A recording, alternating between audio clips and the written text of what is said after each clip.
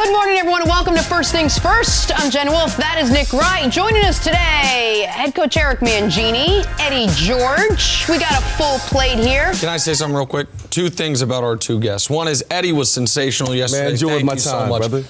There is not a single person in the world I looked more forward to seeing after Sunday than this man right across from me. I thought I was going to avoid the whole week, I know. but I wasn't able to. Man, I never ever do this. I made a phone call 2 levels above my pay grade saying, can we please fly Mangini in as soon as possible? So they made it happen. To which Mangini said, I can't be there the first day. I need the first wave to wear off.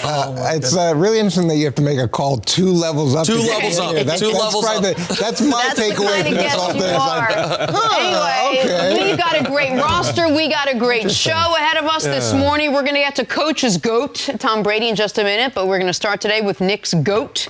That would be Patrick Mahomes. So, about 7 years ago, a 17-year-old kid by the name of Patrick Mahomes tweeted his lofty dream of one day becoming the Super Bowl winning quarterback headed to Disney World.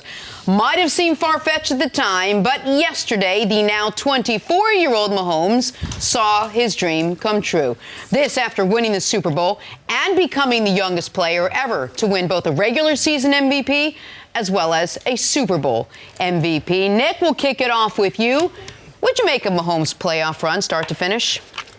3 double-digit comeback victories, the most touchdowns accounted for of any player in postseason history, despite, by the way, not playing the maximum number of games. You can play 4, he only played 3. And the way in which he won the Super Bowl, they won the Super Bowl, coming back from 10 down on what I consider a great defense and a team that was 3 plays away over the course of the regular season, one could argue, from being undefeated. It goes right in line with Joe Montana in 1989, Eli Manning in 2011 as one of the 3 greatest playoff runs by a quarterback I've ever seen or we've ever seen. There have been some great ones.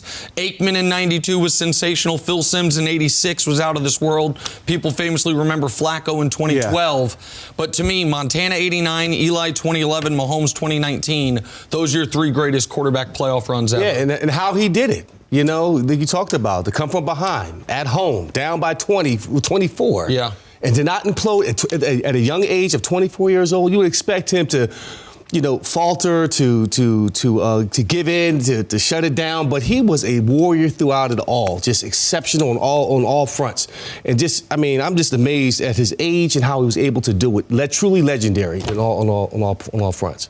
Yeah, I hate to be the one to bring it down a little bit. Oh, come on, Eric. But here's what I'm saying. When you spot a team 24, but when you're consistently behind, okay, I know we want to reward that behavior because he was able to come from behind, but you would like to think that the team wouldn't be in that position had he played better. And when you look at the first half of the Super Bowl, that was not a very well-played game on his part. Wasn't that the least amount of points they had scored all season in the first half? I think that's right. Okay, so he struggled, and when you look at the way that he was throwing the ball was consistently in the ground. I think where he did a really good job was what we talked about over the course of the season, getting out of the pocket, extending plays. There was a scramble on, I think it was like 2nd and 15 that set up a 3rd down.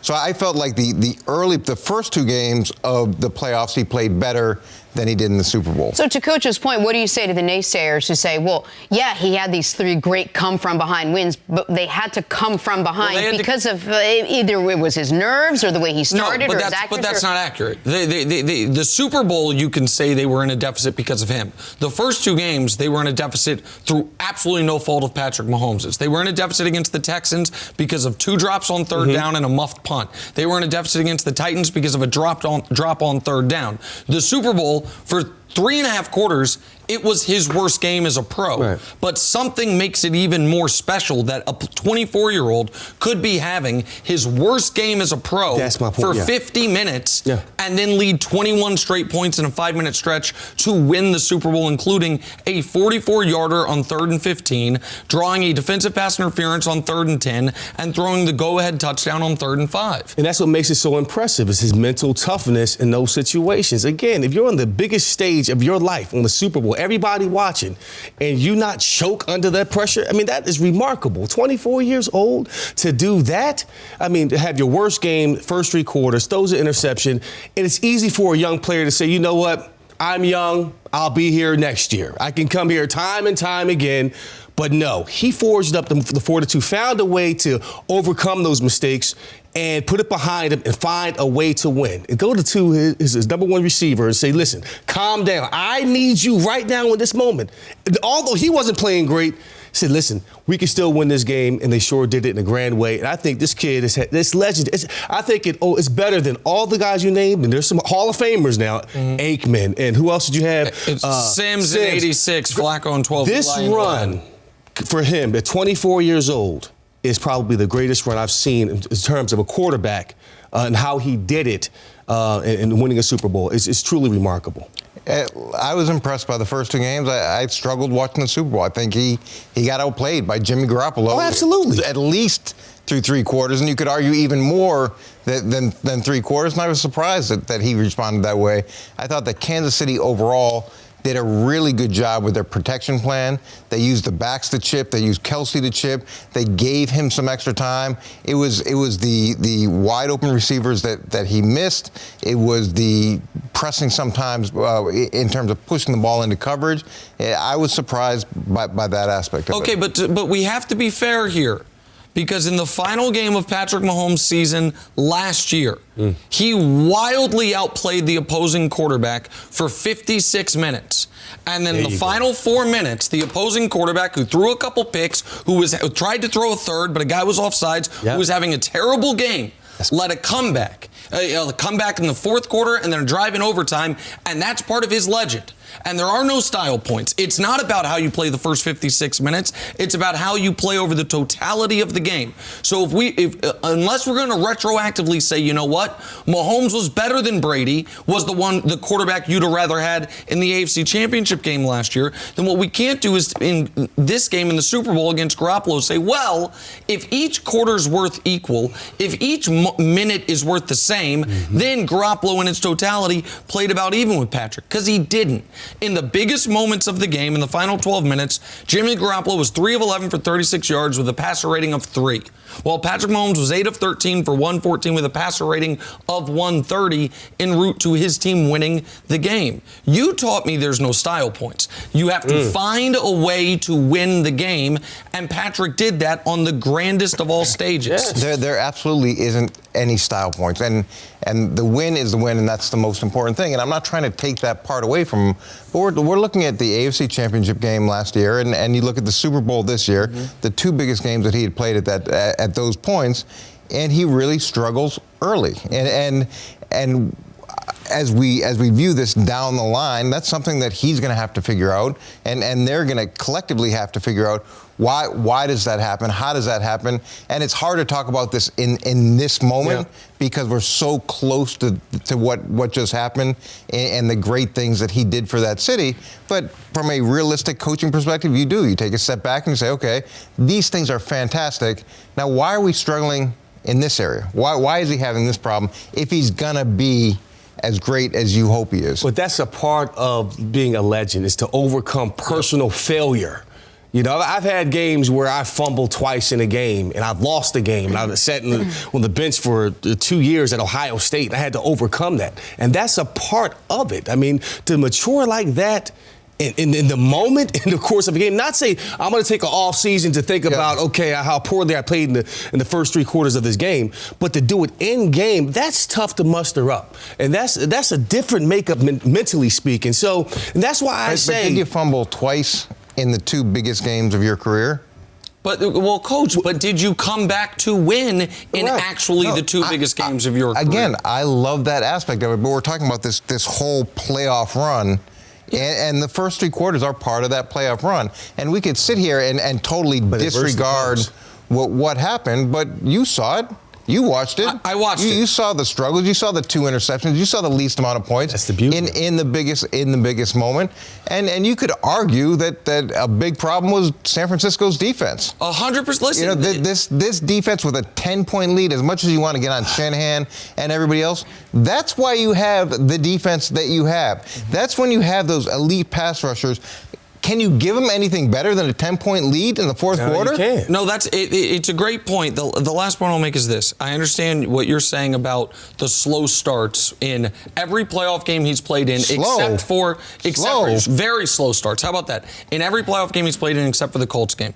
What's also happened in every playoff game he's played in, he has led his team to the lead in the final minutes of the fourth quarter. And this playoff run, despite the slow starts, you know how every single one of those games ended?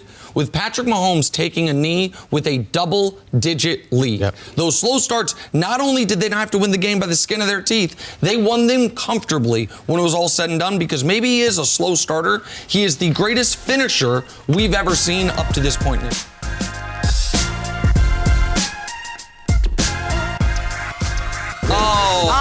Tom Brady. To Tom Brady. More attention for him. The 42-year-old set the internet on fire last week with a cryptic post of him either walking into or out of Gillette, either staying or going, either playing or retiring, seemingly hinting at his future. Turns out he was hinting at his Super Bowl commercial. Now we're hearing reports the Patriots are willing to pay Brady $30 million to keep him in New England. Nick, would the Patriots be making a mistake paying Tom Brady $30 million to stay in New England? Well, will he give him a bit of a break on it, because it looks like they let him use Gillette Stadium to film his Hulu ad, and I'm sure Hulu cut him a 7-figure check. A little something on the side? Hijacking a little bit of the Super Bowl. You know, listen, far be it for Tom Brady's former understudy, Jimmy Garoppolo, and for the next greatest quarterback in the league, Patrick Mahomes, to have the spotlight purely on them on the Friday before the Super Bowl. Tom Brady made sure that wasn't going to happen. Would $30 million a year be a mistake? Obviously. We watched the games last year. We did. We saw him. We saw Tom Brady look like an average-ish quarterback. We saw Tom Brady, against every good defense he faced, struggle enormously.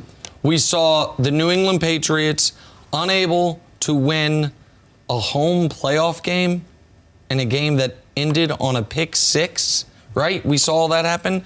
And we saw that Bill Belichick, when he was asked 9 months prior, do you want to extend Tom Brady, when he was coming off a championship and 1 year removed from a league MVP, then he said, nah, I'm good. I'll give you a bit of a raise and I'll remove the ability for us to franchise tag you, but I'm not signing up for age 43 plus of Tom Brady, sight unseen. But now it's sight seen, and the sight wasn't that pretty. So unless it is purely about what he has earned through his career, which by the way, one could argue, and he should get that. Okay, I think he deserves that. Okay, I think he deserves the $30 million for 1 year. And again, there's not a whole lot of tread on the tire. We're seeing the end come close. We're seeing the light at the end of the tunnel when it comes to Tom.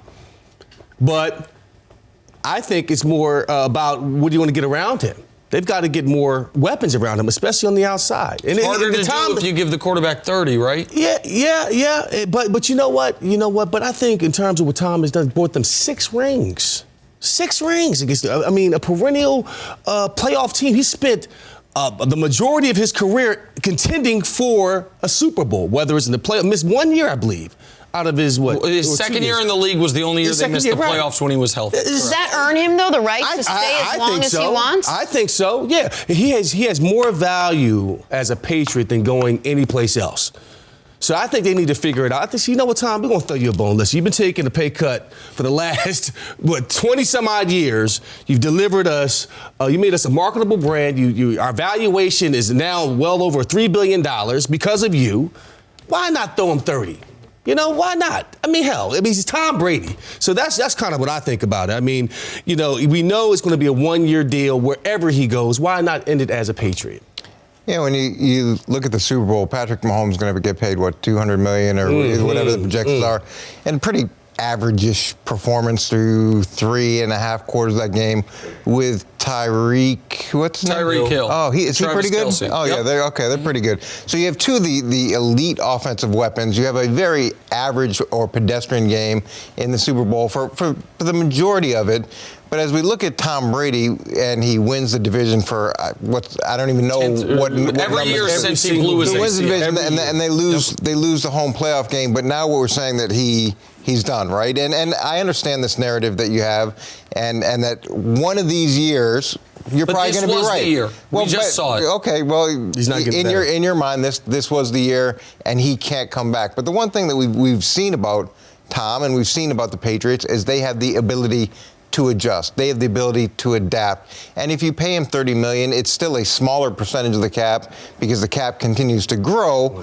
And the idea that they aren't going to be able to fix the problems that they have, to me, is what's that based off of? If anything, based off history, they find a way to consistently fix the problems they have.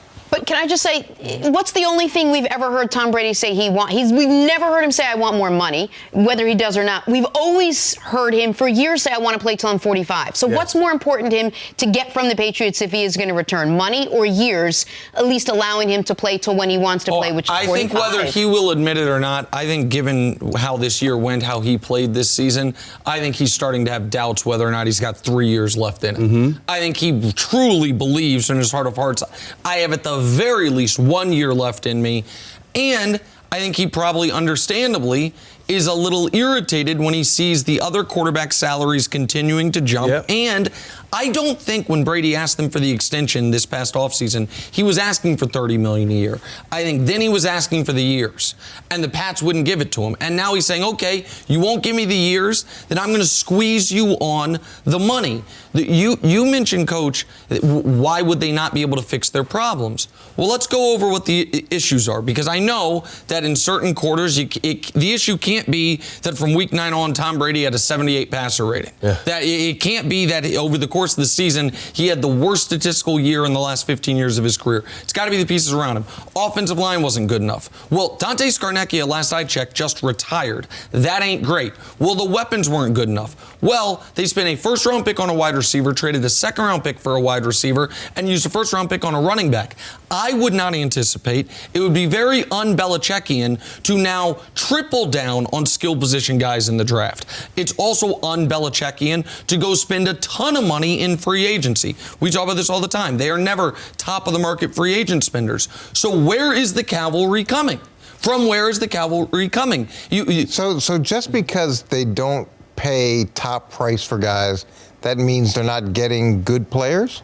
And as much as they have spent the draft picks that we talked about, let's see where these guys are a year removed. Okay, let's see whether N'Keal Harry takes a jump.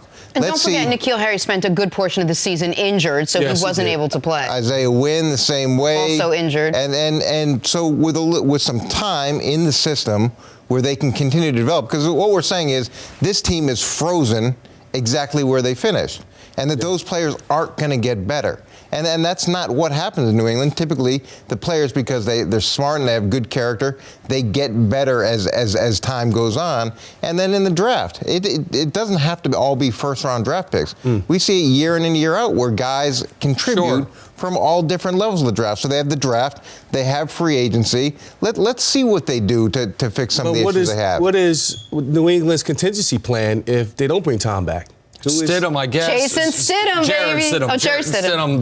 Stidham or Marcus Mariota. Oh, okay. No, they'll have to come up with something. They don't have a plan B. They don't have a plan B. Okay, well, they always have a plan B. We just don't know what plan B is. Okay. But I find it very interesting that we are working into the methodology, and maybe we should, that these young players, because they're young, emerging players, are going to get better.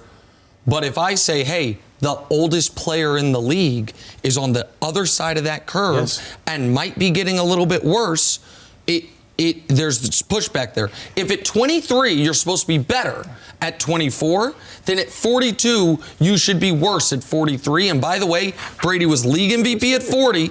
He was good at 41. He was slightly below average at 42. I don't see a Bitcoin type of spike coming at 43. I think it was Serena or Venus was talking about her game and how even though she had slowed down some, her game had gotten so much better, not because she could react, the way that she could when she was younger, but because she could anticipate where things were coming and how they were coming, and the game slowed down. So as much as we want to knock age for a quarterback who's not mobile, who's never been mobile, the game continues to slow down, and that's where the strength of his game is. And sometimes, though, you're Roger Federer, and the game has slowed down for you more than ever before, and Djokovic keeps kicking your ass because he's younger and better. Yeah. And that might be the situation, the GOAT in both situations, Federer and Brady, find themselves in. All right, on to last night's Sixers-Miami Heat game down in Miami, and Philadelphia should have just stayed on the bus. Jimmy Butler poured in a season-high 38 points against his former team as the Sixers got mollywopped 137-106. Philly has now lost 10 of their last 12 games on the road. After the game, Ben Simmons said simply, "We were soft." Vinny, is it time to admit the Sixers aren't going to live up to their potential?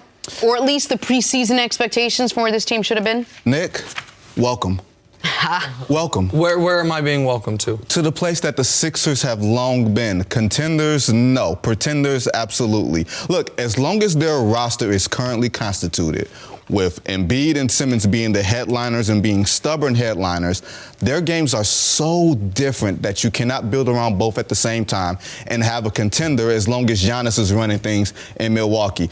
I'm not someone that thinks that Ben Simmons is not a superstar player or superstar talent. He is both. But you cannot pair him with his deficiencies with Joel Embiid and be able to call yourself a contender. It either has to be built around Ben Simmons' unique talents and his unique sort of flaws and holes in his game, or you have to build it around Joel Embiid and try to say, hey, we're going to build around a center and try to win in a game that's not tailored towards a center being a centerpiece anymore. But by the way, doing that might actually be smart in 2020 because there is an element of zigging when everyone else is zagging. I'll go to the Patriots last year. The whole league is pass, pass, pass. We need as many corners on the field at one time. So the Patriots just said, okay, we will go old school. We'll have a fullback on the field. We'll have two tight ends. You'll have a bunch of 220-pounders or maybe 185-pounders. We'll have 240-pounders, and we'll maul you.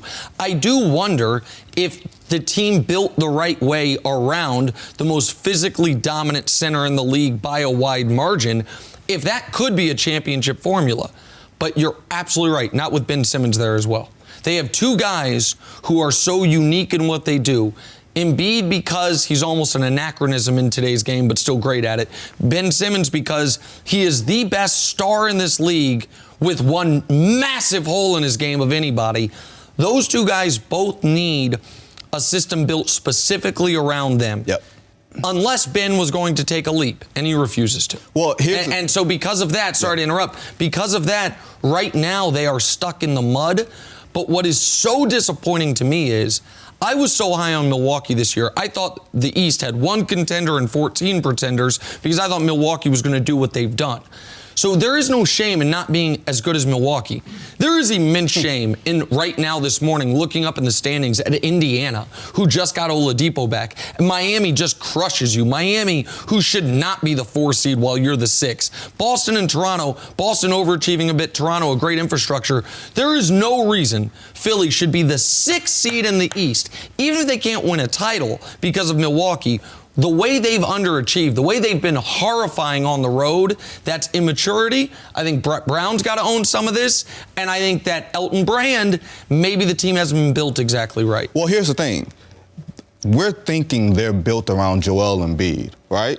But the moves that they've made in the offseason have shown that they've been tailoring themselves more towards Ben Simmons. When you bring in Al Horford, we're saying that's Joel Embiid insurance, but actually that's a player that that can swing to the outside, that while Simmons drives, you have a player who can space the floor. There's no Jimmy Butler anymore. So that means a fourth quarter player who handles the ball a lot, who meshes with Joel Embiid, personality-wise and game-wise, is no longer there because he does not mesh with Ben Simmons. And keeping Brett Brown, I think, has been holding this franchise back. I don't think he's a bad coach, but I don't think he's a great coach. And I wonder if the shelf life on him with this particular team, like Nick, I'm a proponent of there's 5 or 6 good coaches, 5 or 6 bad coaches, and a bunch of dudes in the middle, and he's in the middle, if not trending towards the back end of that. Well, let's talk about what we just saw last night. Is it possible they paid the wrong guy? They just paid Tobias Harris. They let Jimmy Butler walk. Would they have been better served switching that up a little bit just to help mesh these two? Because breaking them up, Embiid and Simmons doesn't seem to be an option. I think it might have been a mistake for Philly to pay either one of those guys. And here's what I mean. I think Jimmy Butler's going to be at his absolute best, Jenna,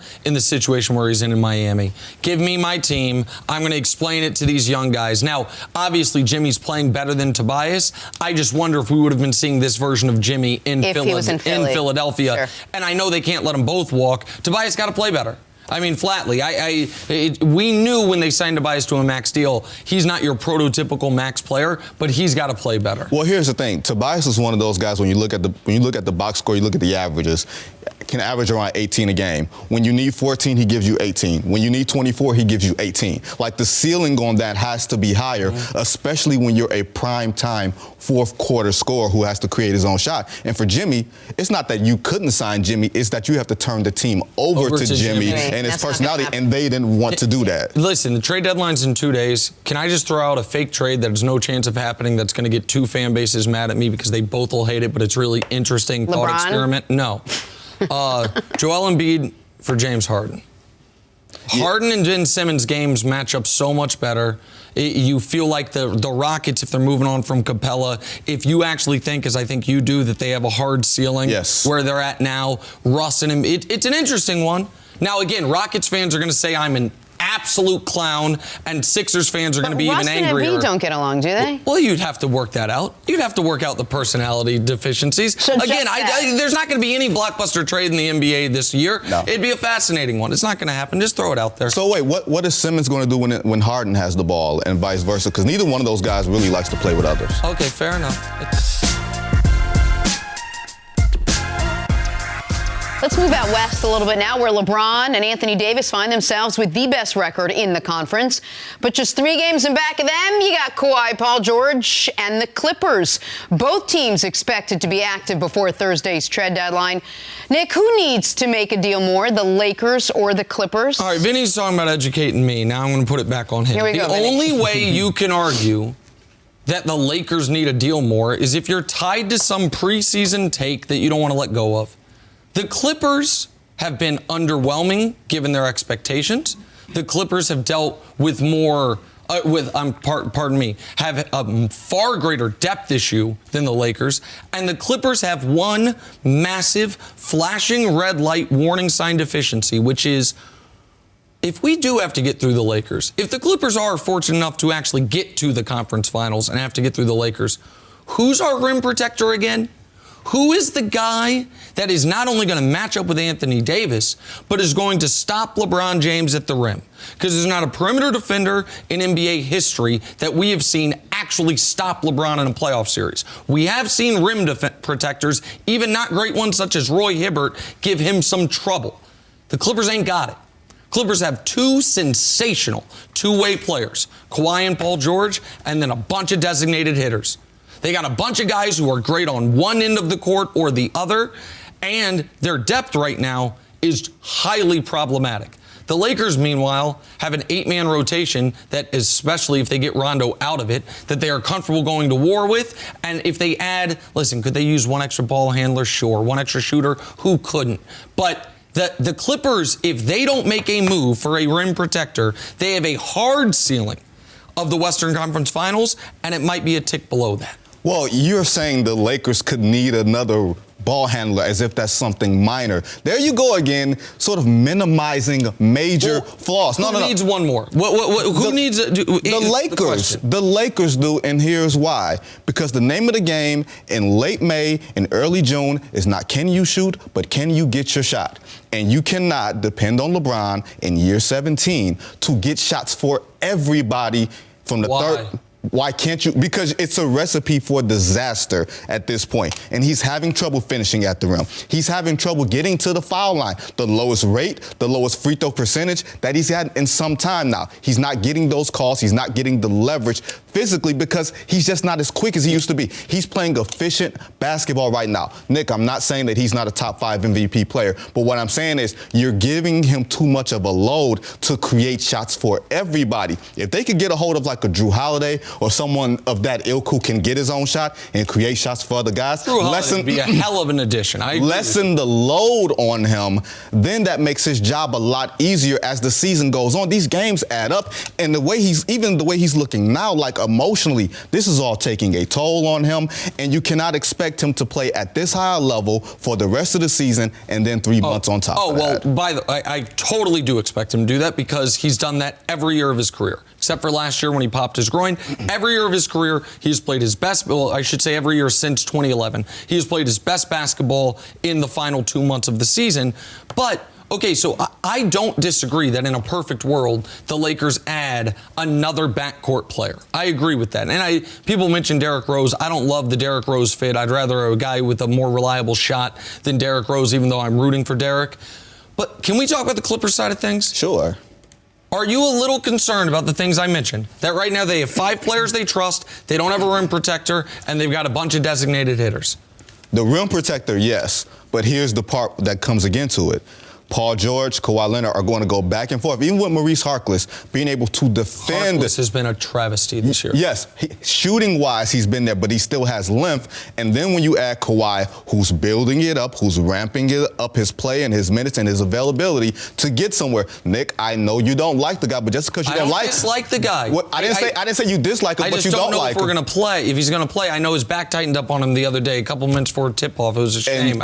And just because you don't like him, don't make it any less true. All right. But hold on. But your criticism of the Lakers is a guy who in year 15 played all 82 and then played his single greatest postseason, arguably of his career, including 2 7-game series in year 15. In year 17, when he is having another record-setting year, leading the league in assists, he might trail off. You're not concerned that the guy who evidently hasn't been healthy in 3 years, who needs a day off a week, that you think he's just going to be good to go for 2 months of playoff basketball? Is he going to load manage in the playoffs? I don't know. I'm asking. I mean, do we think he's going to play a full series? Like, I would anticipate they want him to. I don't know what his availability will be. So we can't just say LeBron, because of age, is going to be this when his history says he won't. And Kawhi, when all the evidence says is the only way to give him a pass on the load management stuff is he's the single biggest injury risk in basketball. That's not a concern for you when he's supposed to be the cure-all for them? So wait, what is it? Does he have an injury risk which causes him to do that, or is he just taking games off? Well, I don't know. No, which side of the fence are you sitting on? Because you tend to play both sides. Well, no, I'm not playing both sides. What I'm saying is this. Coming into the year, we were told he's not going to load manage, the healthiest he's ever been. And then before we hit Halloween, he was taking days off, pardon me. So it is door number 1 is he's just saying, I'm a part-timer. That is indefensible as a superstar. Door number 2 is a significant injury risk. If it's door number 1, that would be why, if I didn't like him, I wouldn't. If it's door number 2, the Clippers got a real problem come May. Well, they don't have a problem come June because they won't be there, but come at least early May when they'll still be playing basketball. Houston's allergic to June, not the Clippers. Don't worry about that. Wow. Houston. Where did they come up in this?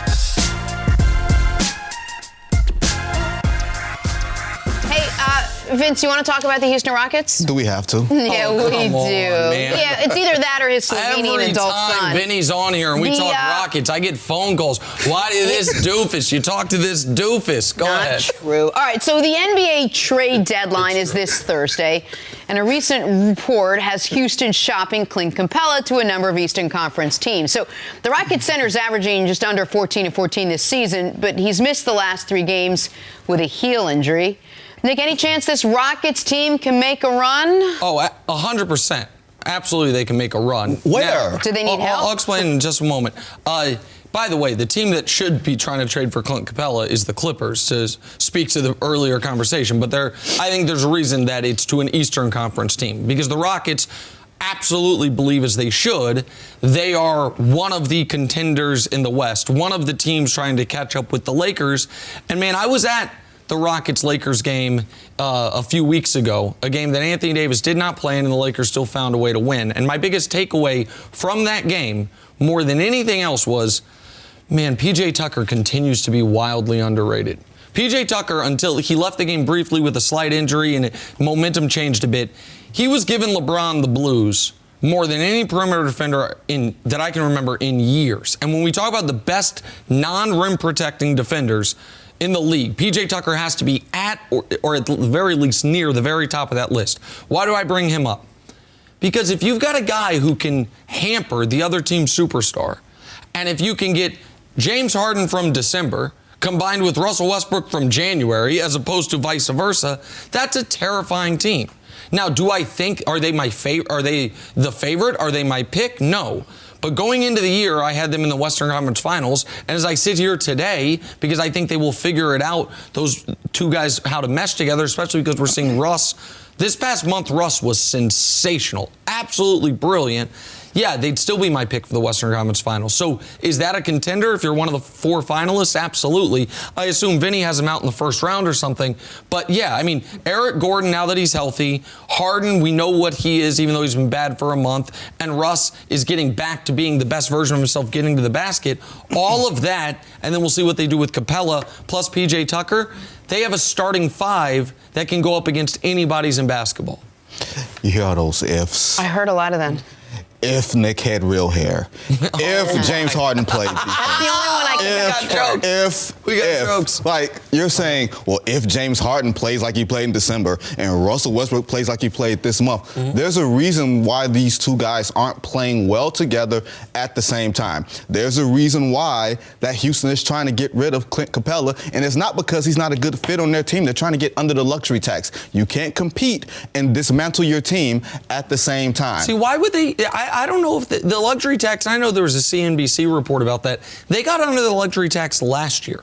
So they're not in risk of being a repeater. So the idea that they would go all in on this year's team and then somewhat meaninglessly try to get under the luxury tax for this year, that doesn't pass the smell test to me, so to speak. It does, because I've heard the same things that Jabari Young from CNBC heard. And I'm not trying to be disrespectful to Jabari. No, absolutely. But you've heard the same things about the Rockets team, about Tillman Fertitta, and it puts Daryl Morey in a tough position because you have so much money allocated to Russell and James Harden for the future that if you can get out of it right now because there's no realistic way for you to contend for an NBA title, then you do it and you try to recalibrate. Like that, I'm wondering if this thing is going to blow itself up in the offseason completely as opposed to them making a run. There's no realistic way for them to contend for a title. So you think there's 3 teams that can contend for the title. That's it. Every year I think there's 3 teams that contend. Yes. But this year you think it's Bucks, Lakers, Clippers. That's the list. What besides you hoping and wishing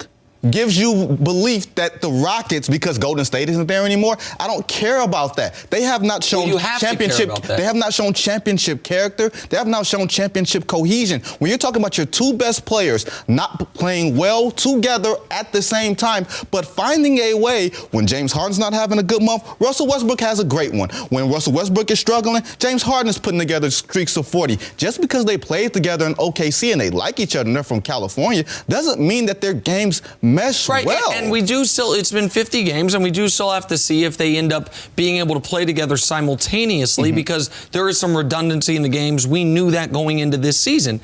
But this idea that they haven't shown championship character, they were the only team to throw a scare into a healthy Golden State. They took them 7. No one else took them 5. And so you can say that's not enough for me. That doesn't. Then the Bucks ain't shown it neither. The Lakers ain't shown it neither. What team has championship medal according to your standard. The Raptors? Are they? Wait. Did you just say the Lakers haven't shown it either, even though they have a guy that you say is the greatest player of all time? Nick, you can't change your argument for the sake of the discussion. LeBron is the greatest player of all time, right? There are players on the team that have shown it, but your argument is that the Rockets have not, that they don't meet some standard of championship medal.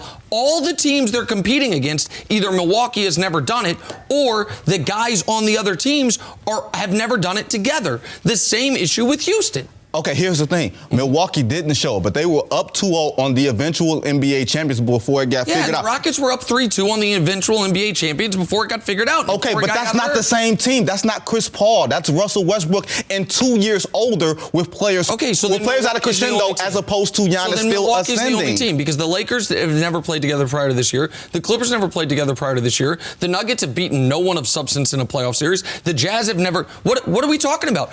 You said just because Golden State's gone. Yes.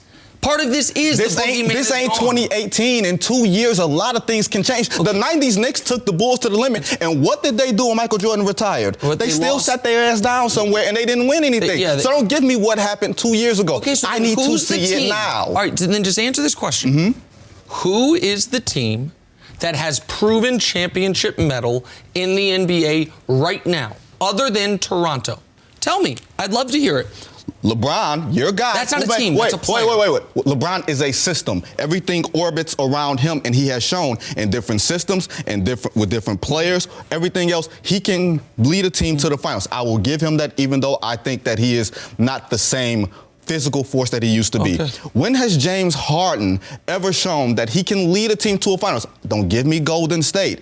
Sometimes you have to beat teams that are better than you if you're that season's MVP. Russell Westbrook has not been the same player that he was when he won the MVP in 2017. What have we seen besides Giannis? Absolutely right. Giannis has a lot more to prove, but he's shown that his game is ascending. Has James Harden shown you that his game is maturing? I don't know. He averaged 36 last year. He was averaging okay, you're giving me raw numbers. Don't give me raw numbers. Give me game. It's different. Okay. So that was a whole lot of words to say I can't name a team with championship medal. Because by your own standard, you couldn't name a single team with championship medal. That's fine. So I can tell you who doesn't have it. Okay, yeah, well, that's easy. We all can do that. Same page with the Rockets. We are back here on First Things First with Coach Mangini still with us. Nick's laughing at a Our joke he stage told manager, a week Joe, and a half ago. is one of the funniest people I've ever met, man. Not when it comes at my expense. Not when the jokes are at my expense. Super Bowl champ Imani Toomer is with us. Good morning, Imani. Someone needs to be on my side in commercial breaks. I have chosen you, my friend, to be that guy. No problem. Welcome to Team Jenna. All right, here we go. 3 years ago, following a Super Bowl loss to the Patriots, then Falcons offensive coordinator Kyle Shanahan stepped off the team plane, having blown the biggest Super Bowl lead of all time. Yesterday, the Niners' now head coach, Kyle Shanahan, had to make that dreaded walk once again. Niners All-Pro tight end George Kittle said, quote, "It was brutal to see Shanahan hurting after their loss." Nick, did we just watch Kyle Shanahan blow yet another Super Bowl? Oh, this one's painful. This is the guy I've been calling the best offensive mind in football all year long. He and Andy Reid neck and neck, and one does fear that he just inherited from Andy Reid. The monkey that was on Andy's back? The title of brilliant offensive mind, brilliant play designer, and yet has some really odd tendencies in the biggest of spots. And so here's the thing. I can't say Kyle Shanahan blew the game for them. Kyle Shanahan designed the game plan that had him up 20-10, right? Kyle Shanahan did a lot of really good things and made the most of what I consider to be a very limited quarterback. But much like that Atlanta Super Bowl, there are a couple specific moments that you look at and you say, man, what are you thinking? And the end of the first half is a coaching travesty. And I know Coach will tell me why I'm wrong, but you know who won't? John Lynch, who was begging for the same timeout the whole world was. And the message he sent to every phase of his team, quarterback, don't trust you, or else obviously. 2 timeouts, minute 40, A 2-minute drive in the Super Bowl in a tie game. We're not controlling the game, a tie game. Running game. Don't even trust you, really. Because if we can just run for at least one first down, there's no chance Chiefs get the ball back. And defense, by the way, is an extra bonus. Don't really trust you, because if the offense fails, I can't trust you with 45 seconds left to stop Mahomes and company from driving the field. But that, to me, was just a sub-story to the real disaster, which was much like the Atlanta Super Bowl. 2nd and 11, 23-yard line, 3:56 left, up 8. Run the ball and you win the Super Bowl. A field goal wins you the game. 2nd and 5, up 3 in the Super Bowl inside of 6 minutes. You have just gotten 5 yards running the ball. Hey, Jimmy Garoppolo, drop back and pass. Hey, Jimmy Garoppolo, drop back and pass again. Let's take a minute 3 off the clock. When just the drive before, we only took 3 minutes off the clock. You know why? Because on 2nd down, I said, Jimmy Garoppolo, drop back and pass. And on 3rd down, Jimmy Garoppolo, drop back and pass. They hadn't punted the whole game until their 7th and 8th drives, which went 5 plays and 3 plays, and took a combined 4:07 off the clock with a 10 and then 3-point lead in the Super Bowl. Coach, hard to argue. It's bad coaching in that spot. It doesn't mean he's a bad coach. It's bad coaching. Okay, so it's so easy to look at it now and make these decisions and these judgments on them. But let's look at the end of the first half. All we've talked about is how explosive Kansas City's offense is and how explosive Patrick Mahomes is. So the idea of playing for the last shot, that's not that uncommon. And teams do it all the time. And they were playing for no shot. And New England does it all the time. The idea of not making sure that you have the ball at the end of the half. That's what they wanted to do. They wanted to make sure that they had the ball. They finished half with the ball, and they didn't give Kansas City an opportunity to score. So you can be mad at them or not mad at them for that decision. And it's not a function of trust or no trust. It's a function of seeing how explosive this Kansas City offense has been and not giving them a chance to get a bunch of momentum going into halftime. I don't think there's any problem with that. When you look at the second half, that play that you described, it was, what was it, second and 5. 2nd and 5. Kansas City responded with blitzes. They had 10 guys in the box. There wasn't much room to run the ball. This ball gets batted down, but he's throwing to a wide open Kittle. Okay, so yeah, it got batted down.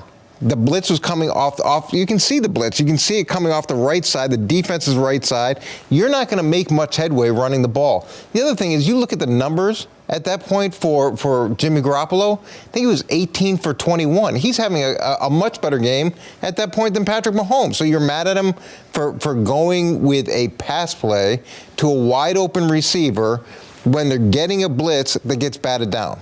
That's what the issue is. And then defensively, you talk about trusting your defense. And that touchdown drive, they gave up what, a 3rd and 16 and a 3rd and 10? Yeah. You would think that your defense, your highly touted defense, would find some answers for those situations. Monty, where do you fall on this? Well, I think that, he was way too conservative, Kyle Shanahan. The fact that, if you put another quarterback in there, if you have Tom Brady, you have somebody who you really believe in as an organization. You're talking about at the end of the first half? At the end of the first half, you're not doing that.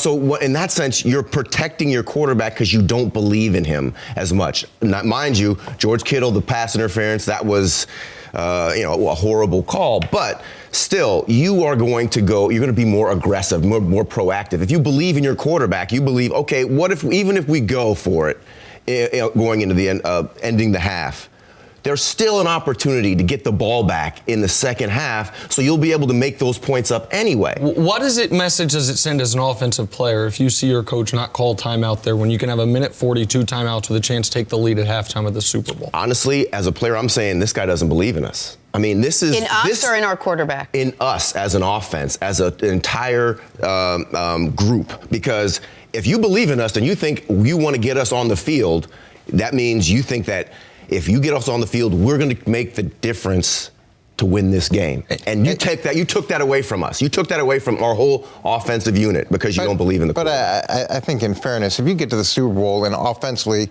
that one decision is going to make you change your mind on the head coach. Yes. I don't, you know why? Because in the biggest situations, is when, pressure busts pipes, right? In pressure situations, that's when your true colors show. You've won all these other games in the playoffs, haven't really been pushed that much because your defense dominated every game. This is a situation, you're in a team that's equal with you, and this is when your true character shows. You don't tell me how good a quarterback is when he's playing comfortably. You don't tell me how good your offense is when you're playing comfortable. When you're up against it, and this is when your true personality, what your inner thoughts of as a coach about what you feel about your team, and that's why I believe that this is a big deal for the 49ers. Sometimes it's what you feel about the other team and the other quarterback, and there's a lot of there's a lot of coaches that have looked at the guy on the other side of the field and said, we don't want to give him another opportunity to score. We don't want to change momentum going into halftime. But we're the better team. Like, you come here with us. I don't come here afraid of them. If they had called, who cares about what they're going to do? Well, look, you could say that. You could say that operate in a vacuum and don't worry about what the other team does. That's what I do. But that's not true. It is true. No. No. When we played the Patriots in 2007, we weren't worried about Tom Brady. We were worried about us. We feel like if we executed the way we were supposed to, we beat them. We didn't worry about them. Okay, well, I mean, you could make that argument. There's a lot of great teams that actually do worry about the other opponent. Okay. And look, you can say we're going to do what we do until you get someone who does what you do better than you do. So here, then what do? You just say, oh, we're lost. You go with what got you there. But here's the problem, though. The problem is the calculus is wrong. If you are that afraid of Patrick Mahomes that we don't want to give our offense a chance to score with a minute 40 left because he might get the ball back with 40 seconds left, then what you're saying is, man, 10 points ain't going to be near enough. Yeah. Every time we have the ball, we got to try to score. Every time we have a chance to accumulate points, we better, because we're so terrified. Nick, but do you hear what you're saying? Yeah, go ahead. You're inherently contradictory. You're saying you're mad at Shanahan for being not conservative enough in the second half, but you're mad at him for being too conservative in the first half. Yes, because circumstances are different. No, it's just all it is you're looking at the result and going, oh, well, of course that's a bad decision. Hold on a second. Hold on, Money. Real quick. It's not true. It is the same thing with Bill O'Brien in the Texans game. There is no synchronization of thought. In the Texans game, Bill O'Brien, if you're going to kick a field goal on 4th and inches, you're saying we are now in a spot where we are just protecting the lead. You cannot do that and go for the fake punt. If you are Kyle Shanahan and you are saying this is a defense, don't make a mistake game, that's what you said at the end of the first half, then when you have a second half lead of 10 points and then 3 points, run the football. The thoughts are askew. So either call timeout. So you don't look at the context of the game. You don't look at what the other team is doing defensively. You just big picture it, and it doesn't matter what's happening. It doesn't matter how your quarterback's playing. Doesn't matter what they're doing defensively. It's just like big picture, run the ball, throw the ball, but don't put anything in a context. Yeah, but if you put it in context, look at how Mahomes was playing up until the fourth quarter. In that context, he was playing abnormally poor. He had made abnormally poor throws. So Andy Reid believed in his quarterback enough to let him overcome his slow start in the first three quarters to play like he ordinarily played. So in my opinion, you got to go with what you believe and not always how the game is going. Look, I played in the Super Bowl where we lost to the Baltimore Ravens because Jim Fossil changed our entire game plan going in because he didn't believe in our ability to play against the Ravens defense. Of course, they're a great defense, a lot of Hall of Famers and all that, but I still don't know how they were against us and our team that we played. There's no shame in losing when you lose throwing your fastball. There is a shame when you're throwing your changeup and you're doing all these different tricky things that you didn't do in the past that got you there.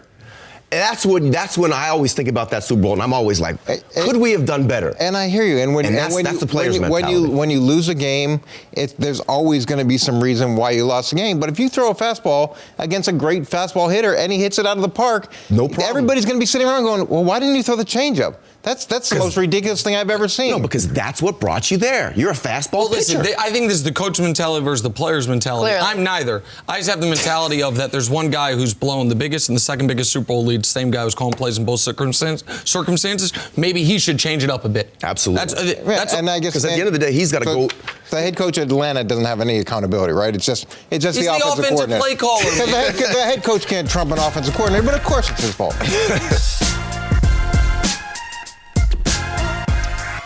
Dak Prescott was set to become the highest paid quarterback in the league, but with contract talks seemingly at an impasse, a recent report says the Cowboys are likely to use the franchise tag on Dak. Nick, what do you think? Would Dallas be making a mistake if they franchise Dak Prescott? No. I think at this point it's their only play. I remember I was, in the evenings I do a radio show, and so sometimes things break while I'm on the air. Very rarely in the mornings do they do, but sometimes in the evenings. And last summer, right before the football season, while I was on the air, the story broke that Dak Prescott wants $35 to $40 million. And I remember reacting in real time, well, that's obviously an erroneous report.